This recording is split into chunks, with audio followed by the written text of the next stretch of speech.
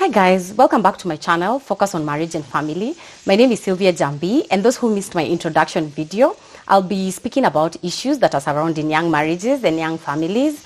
And before I even begin, I just want to thank everyone who's taken their time to subscribe. Thank you so much. I really appreciate you. I appreciate you guys. So I'm just going to dive in because this topic is a bit wide, and last time we agreed that I'd discuss temperaments with you just to see how they affect our marriages and how sometimes they can actually be a threat to our own marriages. So first, people confuse temperaments and personalities. But those are two different things. Temperament is your innate wiring from God. It's how you're naturally wired. It's unchangeable. You cannot change a temperament, as opposed to a personality where, it evolves, it can evolve over time. What happens with a temperament is that it's what you're naturally predisposed to. It's like your eye color or your fingerprint. So that's why you'll see some people are more drawn to the spotlight, while others are more comfortable just being in their own cubicle, just peace and quiet. While on the other hand, when we look at the personalities, they are influenced by so many other things. They can be influenced by birth order, education, environment. For example, just compare your high school version and the person you are today. You will realize sometimes they're just two different people. So those are the differences between temperaments and personalities. And when we look at temperaments, they're classified into four. So I'm going to use colors just so that it's a bit easy to remember. So we are going to look at the sanguines, we're going to look at the cholerics, and we're going to look at the phlegmatics and the melancholics. I'll start with the sanguines. And sanguines are yellow. Some people call them sunshine. And this is because they speak the language of people and fun. And then we have the cholerics, and the cholerics speak the language of their reds, and they speak the language of power and control. And then we have the phlegmatics, and these are greens, and they speak the language of calm and harmony. And then we have melancholics. Melancholics are blues, and they speak the language of perfection and order. Yes, these are our orderly people in this life. Yes. So when I begin, let me begin with the sanguines. I always like to begin there. They like attention. So let me start there. So sanguines, as I said earlier, they're very, they love people and they love fun. They're optimistic people. They're energetic people. Those people who in the morning, they'll wake up and they have all the energy and you're wondering, can this person just keep quiet? They have a lot of energy. They also, they will speak a lot, and they love people. They love people. They are also very, they always look at the brighter side of things. They are easy to talk to, so they are very encouraging, and they'll always be those people who are always encouraging you and telling you that it's going to be okay. And then when we look at their weaknesses, they can be very dramatic. They're compulsive talkers, so they don't keep quiet. And also sanguines can be very selfish because it's about them, and they love to be popular, and they love attention. So sometimes they will not consider the feelings of others, and they like to take the limelight. Some of the things that sanguines bring to the table, for example, if you are a husband, sanguine, some of the good things that a sanguine husband may bring into the home is just the warmth that comes with being a sanguine. Sanguine husbands are very, because they love fun, they will always take their wives to nice places. They don't look at money. For them, money may not even mean much. Like they do everything. They are self-sacrificing. So they can sacrifice a lot just to make you guys happy. And that's a very good thing. And when it comes to a wife who's a sanguine, some of the things that they will bring to the table, a strength that they will bring to the table, is that they're very optimistic. So you're always going to have someone who's telling you, what, don't worry. It's going to be okay. It's going to be all right. Even when things are thick, and we know marriages come with so many challenges, but they're very encouraging. A sanguine wife is just, wow, And some of the, like the downside of marrying a sanguine husband could be just the outgoing nature. Someone who's partying maybe Friday to Saturday to Sunday, and every day they probably are out, and they just wanna, they never take things seriously. This could pose a threat to a marriage.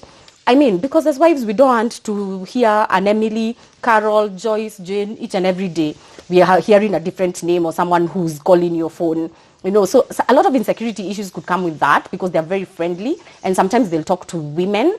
And of course, women are very territorial. So this could actually pose as a threat. And for the wives, the fact that they're very untidy and disorganized, it also poses as a threat, because what your fights will be around what you're not doing as a wife. You're disorganized. Sometimes you seem uncommitted to even the marriage. So these are some of the things that could happen if you're married to a sanguine. When we look at the cholerics are they're dynamic leaders. They're enthusiastic, they're energetic, they're highly task-oriented. And what happens with cholerics, they're also very, they set goals and they just set to achieve them. They're hard workers. Cholerics, they love power, they love control, so they love to be in charge. And they do a pretty good job at being in charge. So those are the strengths of a choleric. And for their weaknesses, cholerics are very bossy. Cholerics can be very bossy. They can be very manipulative. Cholerics can be very controlling. And they can also be, because they think they're always right, sometimes they don't give others a way to be able to air their opinions. So that's what happens for cholerics. Those are some of the weaknesses of a choleric. And when it is a choleric, when you're married to a choleric husband, what happens is sometimes the threats that may come with that is that because they're very bossy and controlling, it may be very difficult for them to actually trust anyone when they're making decisions. And that can be a problem in a marriage. I mean, everyone wants to be consulted when decisions are being made. But for a choleric, it's very hard for them to even trust anyone who's going to do a good job, So that can be quite a threat. On the other hand, if it's a choleric wife, it becomes extremely difficult to submit. That is a challenge because cholerics are used to power and control. So if you're married to a choleric wife, sometimes you might just wonder why she doesn't submit. But it's because she's naturally wired not to submit, So it becomes pretty difficult to deal with that as a husband. But some of the good things that they can bring to the table, like for example, for the choleric, if you have a choleric husband, as I said earlier, they are hard workers. So they work hard. And they are very good people at driving the home forward, And also, if you have a choleric wife, even if you're not there, you can be assured that things are going to run and everything is just going to unfold the way it's like you never left anyway. They are very good partners in driving the home forward.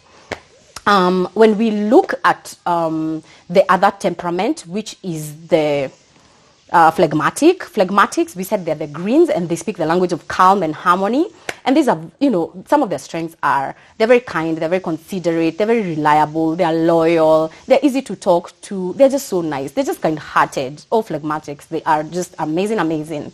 But some of their weaknesses are they can be very lazy and they're very sluggish and they can be stubborn and they can be very discouraging because of their lack of enthusiasm. They can be extremely discouraging because what happens is you're a sanguine and you come with your hypeness and you have this grand idea and then a phlegmatic will just be there. Like there's nothing you're telling them. There's nothing, they're not enthusiastic, and those two may clash. But so those are some of their weaknesses as well. And when we look at a phlegmatic husband, for example, some of the threats that it may pose to the challenge is that the role of a husband, naturally, they are providers and they're supposed to work hard and they're supposed to just play that role very well. But when you're a phlegmatic, when you're married to a phlegmatic husband, sometimes they may not take charge or control the way they should as a man. And so if you're of a different temperament, you might find that to be a bit, you're wondering, like, why can't they just take up the issue and just do it, So sometimes you may clash, especially because the man is the one who's supposed to just take charge and control. And so for phlegmatics, that could be a threat to the marriage. But on the other hand, a phlegmatic husband is also it's a good thing because they are able to be, as I said, they're kind, they're considerate, and they're reliable. And and they listen, but they're phlegmatics, because they listen very well. And we women, we love to give stories. We want to just always give, say the way our day was, this happened, etc. And you can be assured that your phlegmatic husband will always be doing those things. They'll be listening to you, and they're very kind and considerate. If you're married to a phlegmatic wife, on the other hand, when it comes to some of the things that may pose as a threat is that, sometimes because of their sluggish nature and the lack of urgency, and as we said, they're also boring, but that's also another weakness, that they can be very boring. And sometimes your activities may not match, like what you probably did when you were dating. Probably she's not even able to do that anymore, and she just wants to sit at home. Sometimes you'll just find that she's just become boring. And so your values will are gonna clash. And so these are some of the, things that could pose as a threat if you're married to a phlegmatic wife. On the other hand, if you're married to a phlegmatic wife, some of the beautiful things that they bring to the table is that they are very, very submissive. If you're looking for a naturally submissive wife, then you're looking for a phlegmatic. Someone who will naturally submit without feeling as though it's a bit too much, and even without compromising anything. Finally, I'm going to look at the melancholics. And these are the blues, and they speak the language of perfection and order, as I had said earlier. So melancholics' strength is that they are analytical, they are focused, they are serious people, they are very serious and purposeful, and they always see the obstacles before, like in a crisis, before even something happens. A melancholic has already seen it. And that's because they think through things, they don't rush into things. And their weaknesses, some of their weaknesses are that they are very moody, they are very unforgiving, they are judgmental, they are revengeful, they are, sometimes they can be very, very insecure. And when I look at some of the threats that, being melancholic could pose on a marriage, if you have a melancholic husband, one of the things that you'll have to deal with is definitely them being very unforgiving, and definitely them being very judgmental. Because what happens is that, they will stick to something, and, they judge you. They'll judge you. Like if you did something wrong, they're going to hold on to it. They don't forgive easily. So they will not forget. They can even remind you, what you did last year on this day. They remember those things. They hardly forget. By the way, melancholics always remember the negatives. And that's actually a weakness for the melancholic. But some of the beautiful things that a melancholic could bring to the table is that melancholics, as I said earlier, are very serious and purposeful. So you're looking at a focused man. You're looking at someone who knows where they're going. You're looking at someone who's not going to just rush into decisions, but they're going to look through carefully before they make any major decisions for the family. And as well, because they're very, very good savers. So you're looking at someone who can also save up for your family.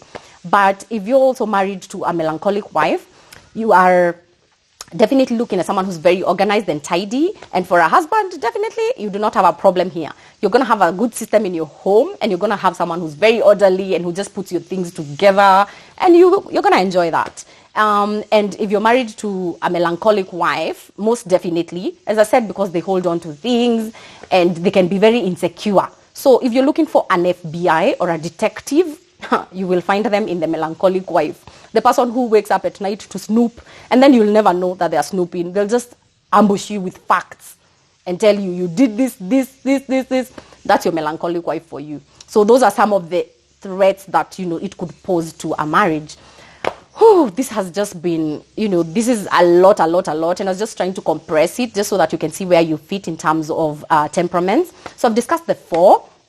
And next week, I'd like us to just look at how are we able to live with people of different temperaments? How are we able to pair up, surely? Because we must pair up, and because opposites attract. So most of the time, you're going to be married to someone who's of a different temperament than you. So next week, I want us to discuss innate needs. What is it that you need to give each temperament, and what do you need for your own temperament, Because most of the time, I want to say we are literally loving the wrong way. So I just want us to discuss this next week. And if you have not subscribed to my channel, please do so. And also like this video and share it widely as we restore hope to marriages. I hope to see you next week. Until then, bye.